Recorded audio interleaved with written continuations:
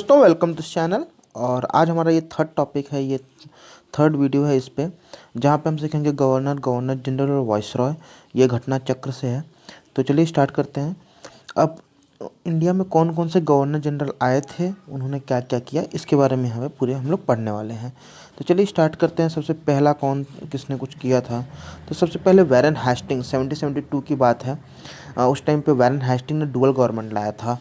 तो एक्चुअली मतलब कि रॉबर्ट क्लाइव ने लाया था ये सिस्टम, बट वैरन हेस्टिंग ने उसको ख़त्म कर दिया था 1772 में। देन उसके बाद रेगुलेटिंग एक्ट आया था। Regulating act was bought by the same person Warren Hastings 1773 में। फिर रेगुलेटिंग एक्ट जो 1773 में आया था, वहाँ पे ये एक्चुअली में ब्रिटिश पार्लियामेंट ने किया था कि कैसे इंडिया को मैनेज करना है। तो वहाँ पे एक 5 मेंबर की एग्जीक्यूटिव काउंसिल बनती है, जिसमें कि जो गवर्नर जनरल है, तो गवर्नर जनरल को गवर्नर जनरल ऑफ बंगाल बनाया जाता है। देन यहाँ पे एशियाटिक सोसाइटी ऑफ बंगाल की स्थापना जो हुई थी 15 जनवरी 1784 में हुई थी, लॉर्ड वारन हेस्टिंग के टाइम पर हुई थी। That is the Asiatic Society of Bengal. फिर वारन हेस्टिंग और वेलेस्ली दोनों रिंग फेंस पॉलिसी से रिलेटेड हैं। रिंग फेंस पॉलिसी थी कि जो बंगाल है उसको प्रोटेक्ट करने के लिए उन्होंने क्या किया, अवध और ये सबको बोला कि हम आपको सेना प्रोवाइड करेंगे और आप प्रोटेक्ट करेंगे। तो मतलब कि एक अपने बंगाल को प्रोटेक्ट करने के लिए वहाँ पे जो इंडिया में पहले वेस्टर्न साइड से जो अटैक होते थे उसको वो ना हो, इसके लिए इन्होंने बोला था कि हम आपको प्रोटेक्ट करेंगे। और प्रोटेक्ट क्या, खुद को प्रोटेक्ट करना है कि अगर पहले ही वहीं पर हरा देंगे वो दुश्मन को, तो हमारे अंदर तो आ ही नहीं पाएगा बंगाल तक वो। तो सिंपली ये उनकी पॉलिसी हुआ करती थी। देन वहाँ पे दीवानी, फौजदारी, ये सब जो थे, ये सब अलग अलग चीज़ें चेंज हुई। तो ये सब को वैरन हेस्टिंग के बाद कॉर्नवालिस आया था, तो उसने ये सब में बहुत सारे चेंजेस लाए थे। दीवानी कोर्ट्स, कलेक्टर को बनाना, ये सब चीज़ें। देन कॉर्नवालिस ने एक कोड का, जो हमारे इंडियन जो कोड पूरे सिस्टम था कि जिससे किसी की कोई फैसला होना है, तो जो फैसले थे उसको उसने कोडिफिकेशन करवा दिया था। कोडिफिकेशन मतलब लिखवा दिया सब रूल क्या होगा, कि ऐसे नहीं कि अपने मन से फैसले देने हैं, सबके लिए एक ही रूल होगा और वो पर्टिकुलर। और उसके बाद सेपरेशन ऑफ पावर, क्योंकि ब्रिटिश में सब चल रहा था तो यहाँ पर भी किया गया वो सब। देन ट्रीटी ऑफ बेसिन जो थी वो, हाँ, ये लॉर्ड जो कॉर्नवालिस था ना, ये मर गया था। तो जब भी इसको गाजीपुर में मरा था, ही डाइड इन गाजीपुर। और इनकी जो कब्र है वो भी गाजीपुर में है। तो ये बहुत इंपॉर्टेंट है। 1805 में the governor general who died in the Ghazipur. एक और गवर्नर जनरल थे इंडिया के जो कि अंडमान निकोबार में मरे थे, तो आप लोग उसका नाम बताइए, अभी आगे हम देखेंगे उनको भी। ट्रीटी ऑफ बेसिन 1802 में हुआ था बाजीराव टू और ब्रिटिश के साथ लॉर्ड वेलेस्ली उस टाइम पे हुआ करता था। देन उस टाइम पे लॉर्ड वेलेस्ली था। ब्रिटिश ने ट्रीटी ऑफ बेसिन में बोला था कि पेशवा को प्रोटेक्ट करने के लिए 60,000 की सेना दी जाएगी, ब्रिटिश अपने लिए देगी, जो कि पूना में हमेशा रहेगी। और उसके बदले में 26 लाख रुपीस देने होंगे पेशवा को।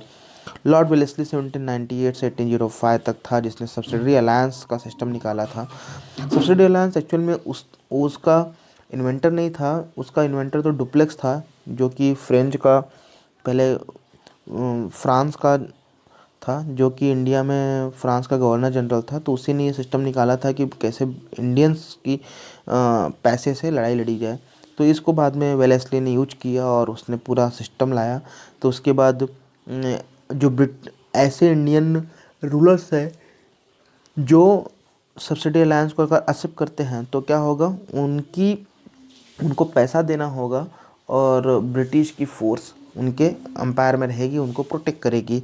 अब प्रोटेक्ट किसको करेगी, उनको उन्हीं से प्रोटेक्ट उनको दुश्मनों से करेगी, लेकिन हमारे दुश्मन तो ब्रिटिश ही थे। तो it was A double game, it is going. तो पहला जो रूलर था जो उसके अंडर आ गया वो था हैदराबाद, फिर मैसूर, फिर तंजौर, फिर पेशवा, भोसले और Berar, Scindia, Jodhpur. Lord William Bentinck जो था वो गवर्नर जनरल इंडिया का बनते हैं 1828 में। तो he was the first governor general of India, Lord William Bentinck. Warren Hastings जो थे वो गवर्नर जनरल ऑफ बंगाल थे पहले। He took the some bold steps to eliminate the social practice, क्योंकि उसी के टाइम पे सती जो थी उसको ख़त्म करने के लिए। फिर विलियम बेंटिक ने एक और काम किया था कि जो ये ठगी सिस्टम है, ठगी सिस्टम को उसने बंद किया था, तो इसमें उसका बहुत बड़ा रोल रहा था। चार्टर एक्ट ऑफ 1833 जो आया था,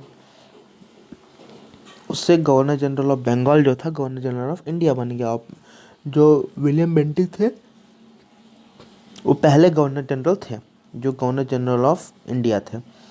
अच्छा, विलियम बेंटिक ने कैप्टन स्लीमैन को अपॉइंट किया था टू टैकल द ठग एक्टिविटीज़। ठग मतलब जो ठगी होती थी ना, मतलब लुटेरे, उनको मारने के लिए, पकड़ने के लिए। तो उसने कैप्टन स्लीमैन ने 1500 ठग्स को पकड़े थे। ये भी एक क्वेश्चन है कि कौन था जिसको विलियम बेंटिक ने अपॉइंट किया था, तो कैप्टन स्लीमैन था।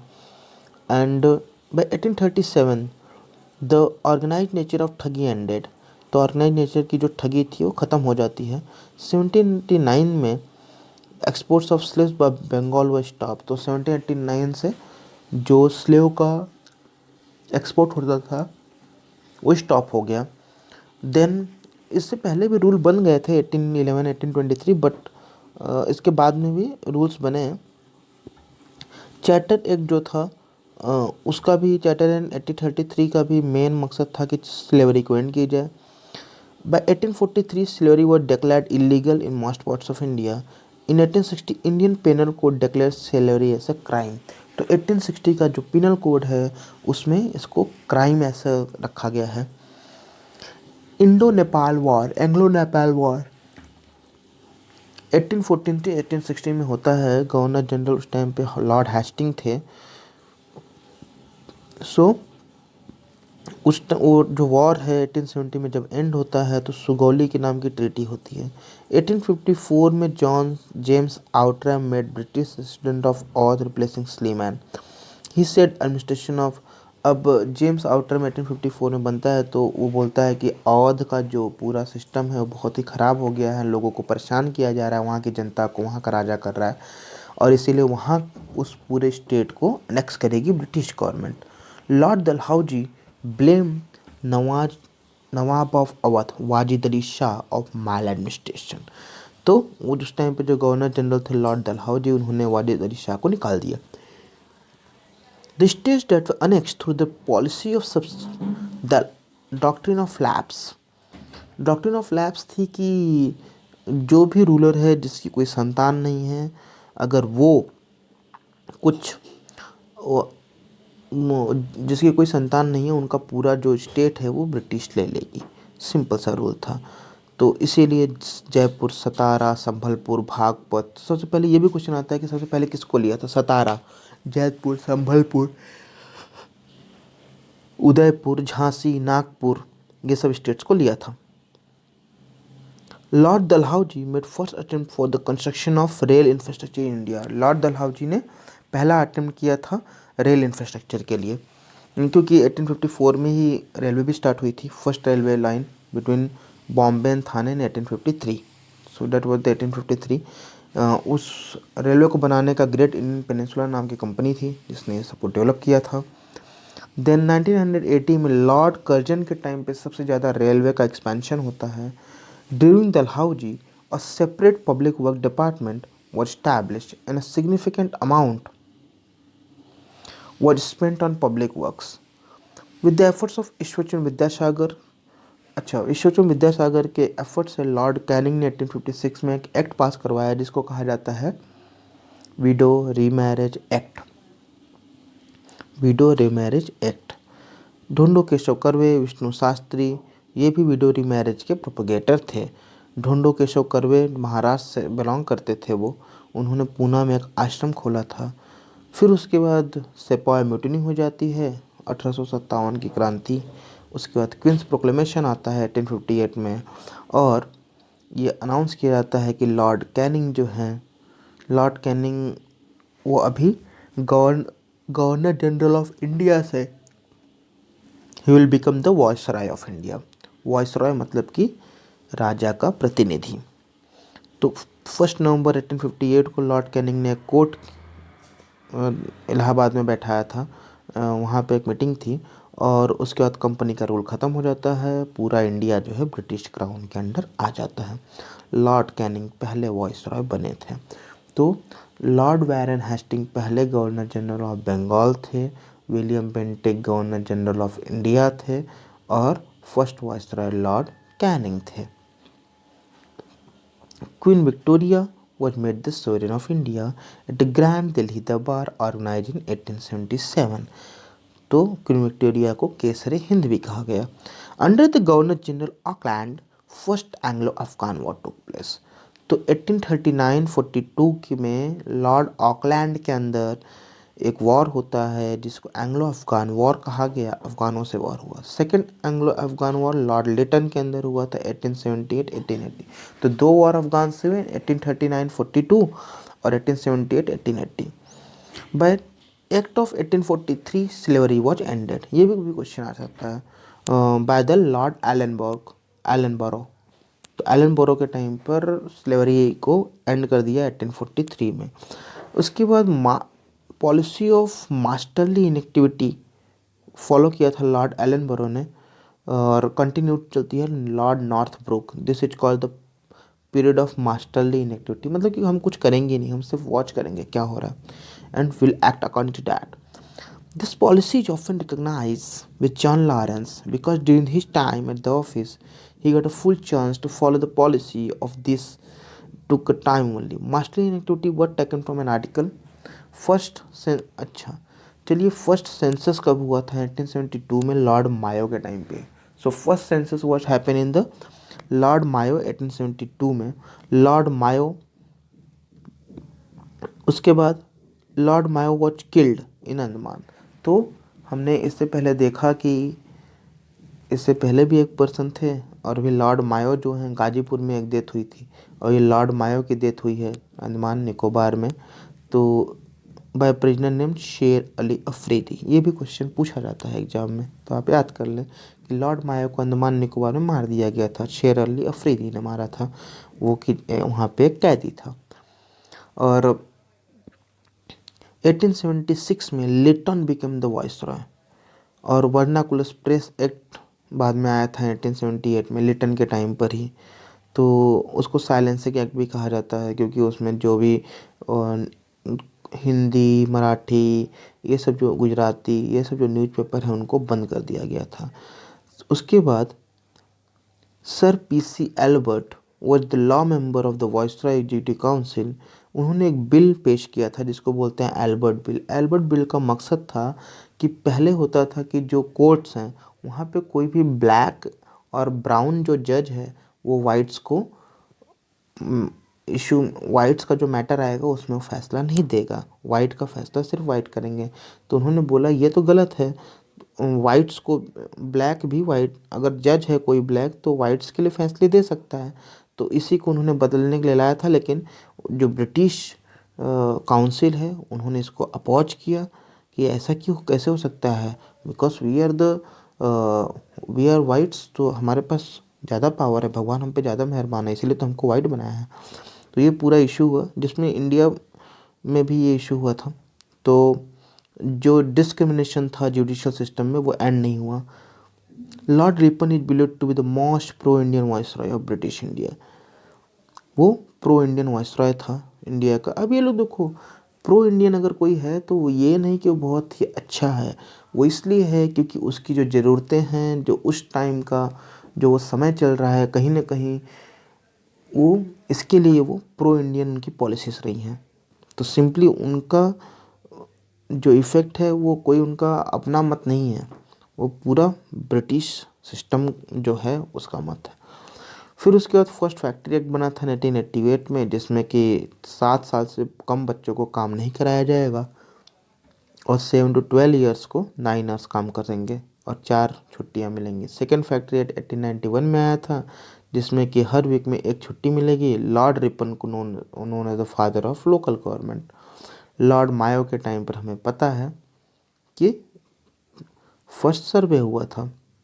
तो चलिए, उसके बाद हम लोग आते हैं तो sir William Jones founded the Asia society of in Kolkata and steps were taken to the archaeological survey.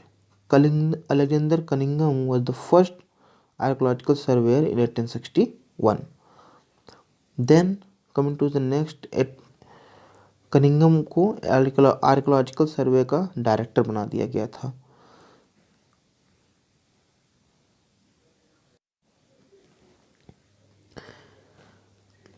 Then during the tenure of Lord Curzon, Archaeological Survey of India became integrated centralized organization and John Marshall was the Director General. Then Gopal Krishna Gokhale ने Curzon के rule को compare किया था औरंगजेब से. इन नवंबर 1905 Lord Minto replace the Curzon and John Morley was made the secretary. तो Morley Minto reform आया था. देखो यहाँ पे जो रिफॉर्म्स होते हैं ना, मॉर्ले मिंटो, तो मॉर्ले जो था वो उस टाइम पे सेक्रेटरी था, मिंटो जो था वॉइसरॉय था. तो ये सिंपल से रूल है.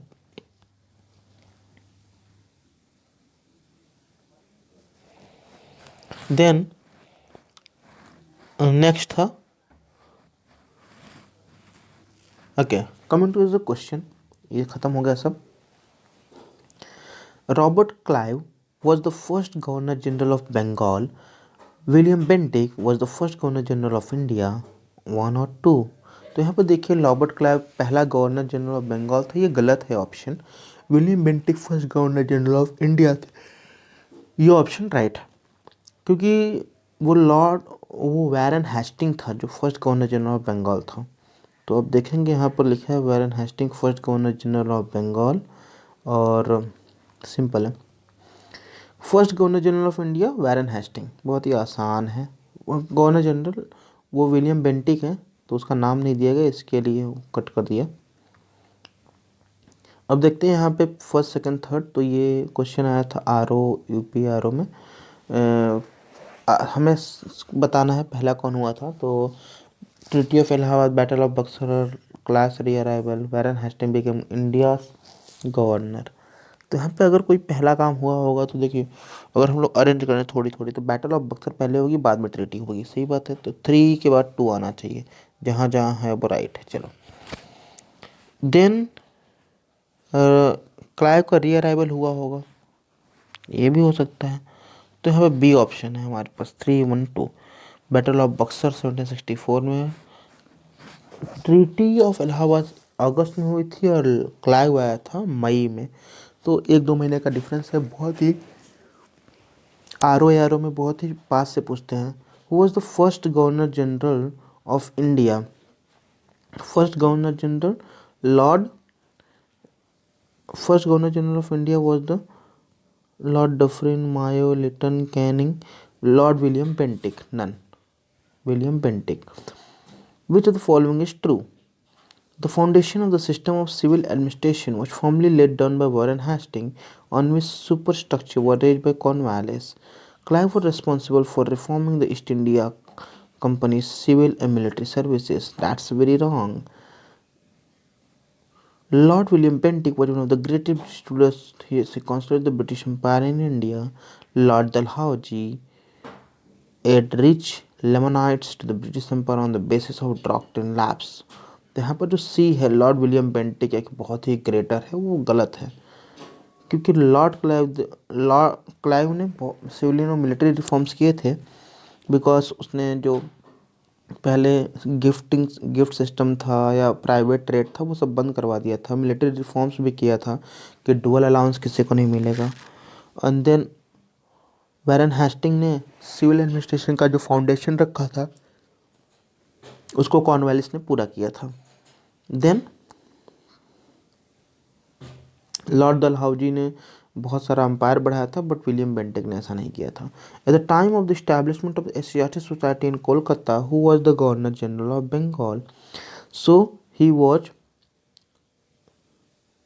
Eight the time of Asiatic Society, that was the Lord Warren Hasting.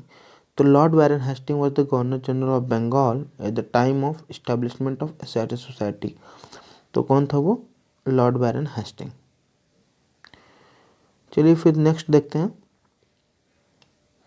Give statements, assertion and reason. A Siasi Society of Bengal established by Warren Hastings in the period of Warren Hastings, as he modestly declined the offer of presidency of that learned body in favor of Sir William Jones. Warren reason क्या है कि मतलब उसने decline कर दिया था, तो reason है Warren Hasting was himself a great scholar and ardent orientalist who used to encourage the study of Sanskrit Persian Arabic. I think both are correct here, बहुत दोनों करेक्ट हैं और उसका रीजन सही है। Warren Hasting governor general of Bengal था जब सियासी सोसाइटी ऑफ बंगाल बना था, और उसी ने बोला था कि विलियम जोन्स को पूरी सीट दी जाए उसकी। The policy of security cell is related to dash. Policy of security cell is related to Warren Hastings. Warren Hastings fought with Mysore and Marathas to achieve the status equivalent to other Indian states. During this time, company tried to form buffer known as the ring fence with aim to protect the state from Afghans and Marathas. Thus, they agreed to protect Awadh on the condition that Nawab of Awadh will bear the expenses. The main aim of Wellesley was to enforce the Indian states rely on his army power. Ring fence policy is associated with the Warren Hastings, who among the following established dual government in Bengal. Dual government को किसने establish किया था? Robert Clive. abolished what by Warren Hastings, established by the Clive. The dual system of governance in Bengal was enforced by Warren Hastings. It was enforced by the Warren Hastings.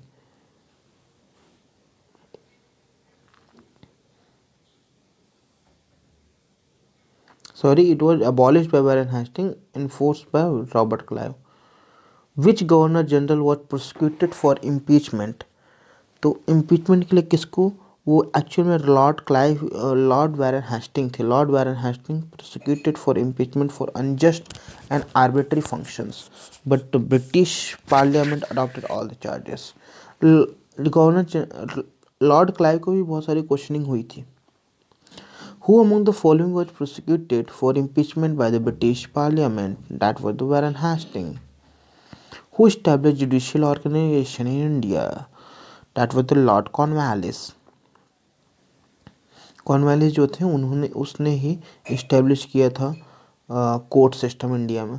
Who among the following governor generals created the covenanted civil service in India, which came to be known as the Indian Civil Service? So it was actually Warren Hastings. Sorry, Lord Cornwallis.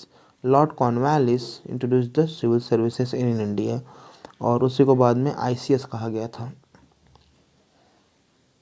The enforcement of public service was done in the tenure of Cornwallis. Tomb of Cornwallis, तो इसकी death हुई थी गाजीपुर में, और इसकी tomb है जो वो गाजीपुर में ही है। Whom 5 अक्टूबर 1805 को इसकी डेथ हुई थी। Between whom was the Treaty of Basin was signed? English and the Bajirao II.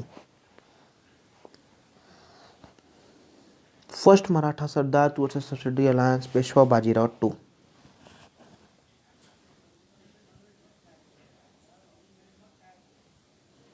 Who among the following statements did not apply to the system of subsidiary alliance introduced by Lord Wellesley? So it was the to secure a fixed income for the company. Which one of the following statements did not apply to the system of subsidiary alliance? मतलब कि subsidiary alliance का main मकसद क्या था? To maintain a large army. हाँ सही बात है।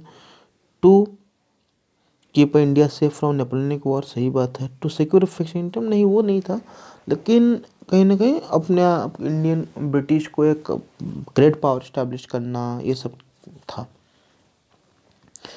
Governor general Lord Wellesley came to India 1798, where we can see 1798 में यूरोप में, अगर फ्रांस में देखें तो नेपोलियन है, और फियर ऑफ नेपोलियन हॉन्ड कर रहा है सब कुछ टाइम पे। To achieve his political aims, Wellesley relied on power of subsidiary alliance. While the practice of helping Indian rulers with paid force was quite old, as was shape given by Wellesley, who used to subordinate the Indian states to the paramountcy of the company. Under subsidiary alliance, ruler जो था उसको accept किया जाता था कि वो अपनी सेना ख़त्म कर दे और ब्रिटिश की सेना को रखे, उसके लिए पैसे देगा। Subsidiary alliance was implemented during the reign of, तो लॉर्ड वेलेस्ली के टाइम पे उसको किया गया था. Who was the first Indian native ruler to accept the subsidiary alliance? So that was the Nizam of Hyderabad. सबसे पहले consider the following subsidiary alliance Wellesley find the correct logical order. सबसे पहले हैदराबाद था, तो हैदराबाद सबसे पहले आ जाना चाहिए. हैदराबाद के बाद जो है अगर कोई है तो वो अवध होना चाहिए. फिर हैदराबाद के बाद मैसूर, फिर अवध. सो हैदराबाद पहले था, फिर मैसूर था, फिर Awadh. Hyderabad, Mysore, Awadh, Scindia. First Indian ruler who join subsidy alliance, तो Nizam who join Nizam of Hyderabad. Lord Wellesley subsidy alliance as a tool to make Indian provinces puppets of Britishers. He did not discover this method. Dupleix was the first European who used this, and सबसे पहले accepted by the Hyderabad, then Mysore, Tanjore, Awadh, Peshwa, Jodhpur, Jaipur, Machheri, Bundi, Bharatpur. Subsidy alliance was not accepted by, किसने accept नहीं किया था? That was the ruler of Mysore.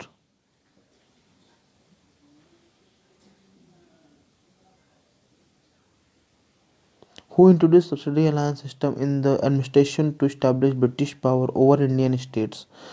Subsidy alliance was introduced by Lord Wellesley.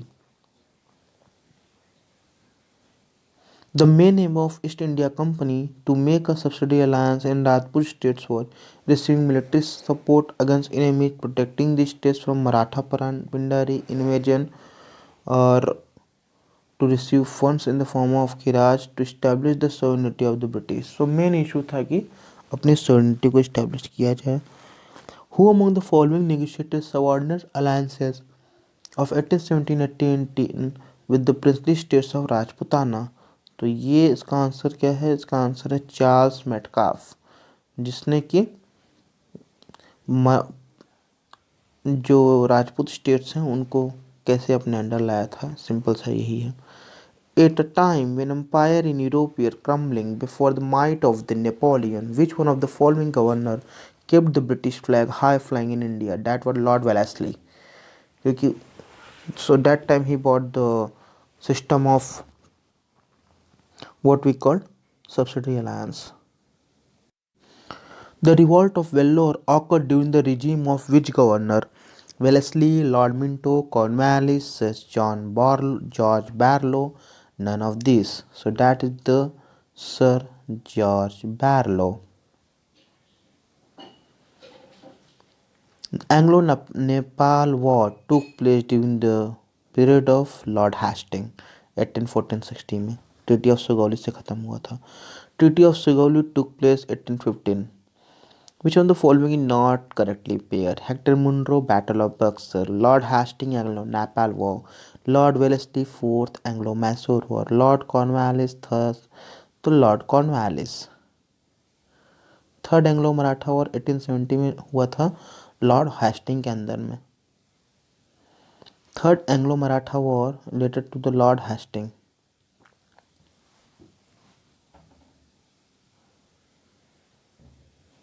Sir Thomas Roe was the Sir Thomas Munro was the governor of Madras during the reign of 1820 and 1827. So कोई पूछ लेता है sir Thomas Munro को ryotwari system से किया जाता है, तो 1820-27 के टाइम पर वो थे. Who among the following was associated with the introduction of Retwari settlement in India during the British rule? So Lord Cornwallis, Alexander Reed, Thomas Munro. ये यहाँ पर थॉमस मुनरो और अलेक्जेंडर रीड थे. इन रेतवारी सिस्टम एवरी रजिस्टर, तो यहाँ पे directly जो किसान है उससे कलेक्शन किया जाता था. ये मेनली था कि महाराष्ट्र और ये सब एरिया में होता था, क्योंकि यहाँ पर किसान को रेवत कहा जाता है, और जो यहाँ पे एक जमींदारी क्लास नहीं था, तो इसके लिए सब सिस्टम चल रहा था. थॉमस मुनरो, कैप्टन रीड ने किया था. और बाद में थॉमस मुनरो ही became the governor of Madras 1820-27 में. Then permanent settle system by the Cornwallis in 1793. On the basis of the alleged maladministration, which Governor General had taken the administration of Mysore? That was the Lord Mysore का लेने के लिए Lord William Bentinck. Okay, Mysore state. Okay, this is the Mysore state, so Lord William Bentinck.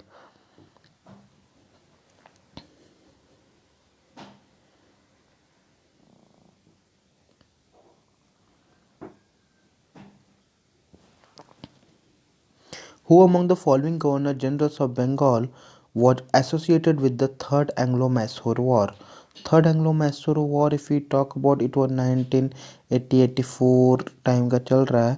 तो इस time पे कौन है India में? इस टाइम पे इंडिया में जो पर्सन है वो है लॉर्ड कॉर्नवालिस. तो 1992 में चल रहा है, क्योंकि फोर्थ एंग्लो मैसूर वॉर जो हुआ है 1799 में हुआ है. Who among the following were associated with the suppression of thugs? So suppression of thug, captain Sleeman, जिसको कि अपॉइंट किया था लॉर्ड विलियम बेंटिक ने. Under whose leadership suppression of thugs achieved? Captain Sleeman. Sati system was abolished by the, sati system को किसने abolish किया था? That was by the Lord William Bentinck.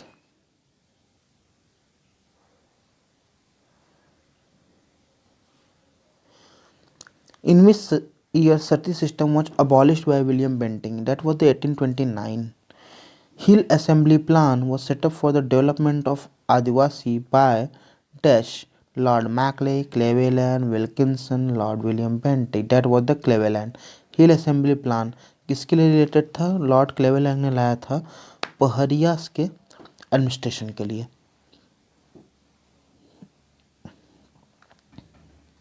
Export of slaves from Bengal was banned in which year?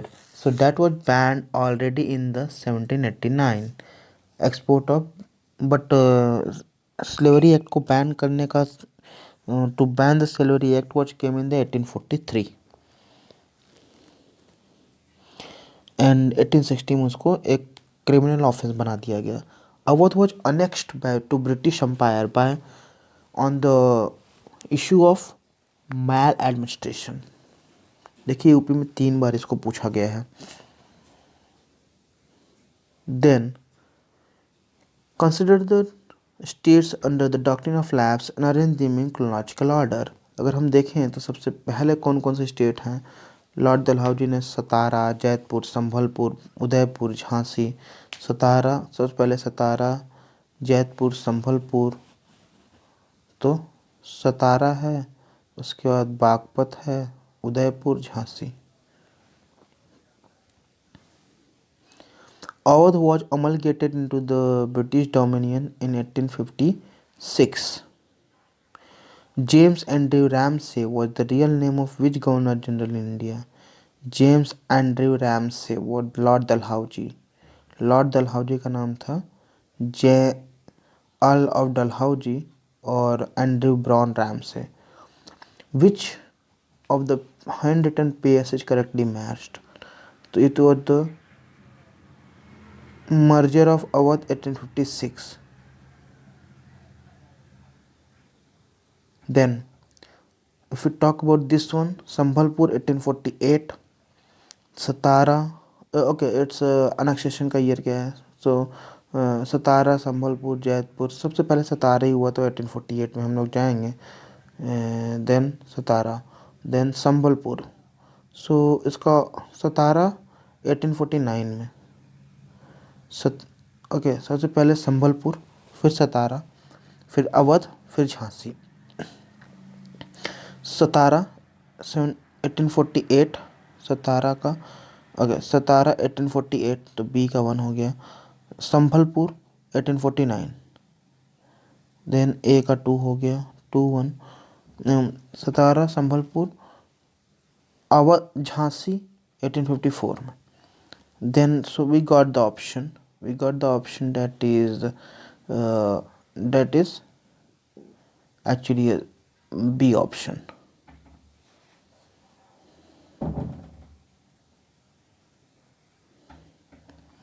Consider the following, arrange them in chronological order. Merger of Sikkim, merger of Jhansi, merger of Burma, merger of Punjab. तो सबसे पहले किसका merger हुआ होगा?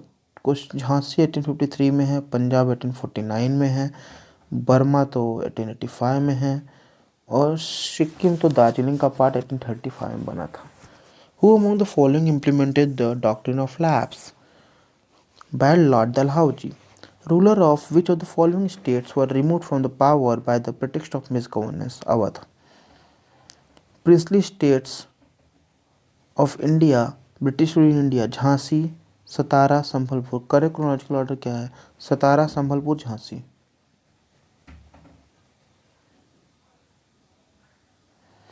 Which of the following was the first victim of Lord Dalhousie policy of doctrine of lapse? सतारा।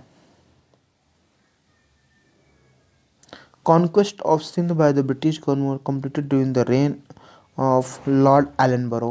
तो सिंध को पूरा capture कर लिया था लॉर्ड एलनबरो के टाइम में, 1843 की बात है। First Anglo Mysuru Afghan war. Sindh was annexed in 1843 by Lord Ellenborough. The princely states of Bagpat was annexed by the British in 1850 under the Dalhousie. So Satara, Jaitpur, Sambalpur, Satara, Jaitpur, Sambalpur, Baghpat, Baghat 1850.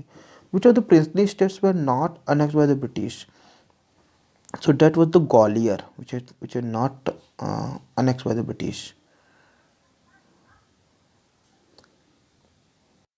Who among the following were the British residents in Awadh at the time of its annexation into the British dominion? So that was the James R. Tram, 1854 में।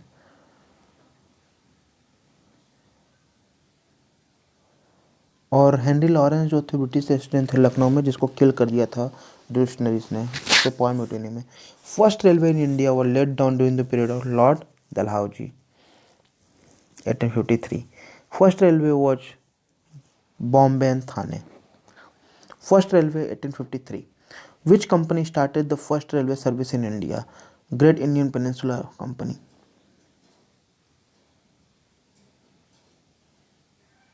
From Bombay to Thane. Last major extension of British India territory took place during the period of Lord Dalhousie, Lord Dufferin. Okay, last major territory Lord Dufferin. So last major extension हम Lord Dufferin को करेंगे, ना कि Lord Dalhousie को, because उन्होंने मैसूर को, उन्होंने Burma को लिया था। पब्लिक वर्क डिपार्टमेंट और organise 1845-55 under the Lord Dalhousie. In whose rule the Widow Remarriage Act was implemented? So it was under the Lord Canning, 1856 Lord Canning जो थे उनके अंडर हुआ था। Queen's Victoria Manifesto was read out in Allahabad number 1858 by the none other than the Lord William Bentinck, Lord Canning, Lord Burnham, Lord Harcourt Butler. So इसका answer है Lord Canning. Lord Canning के अंदर में हुआ था। Lord Canning क्योंकि वो पहले ही वही ऐसे पहले पर्सन थे जो कि वॉइसरॉय ऑफ इंडिया बने थे 1858 में। Who was the first viceroy of India? Lord Canning. Queen's Victoria proclamation read out by the Lord Canning in first number 1850 word was at Allahabad. Allahabad में हुआ था। The first right to adopt heir in place of own son were reestablished by the Queen's proclamation. जो doctrine of lapse थी उसको ख़त्म कर दिया गया था इस टाइम पे। Queen Victoria appointed the empress of India in 1877। So Queen Victoria को एम्प्रेस अपॉइंट किया था 1877 में। Which governor general had abolish the slavery? Lord Ellenborough. That was 1843 में हुआ था यह काम।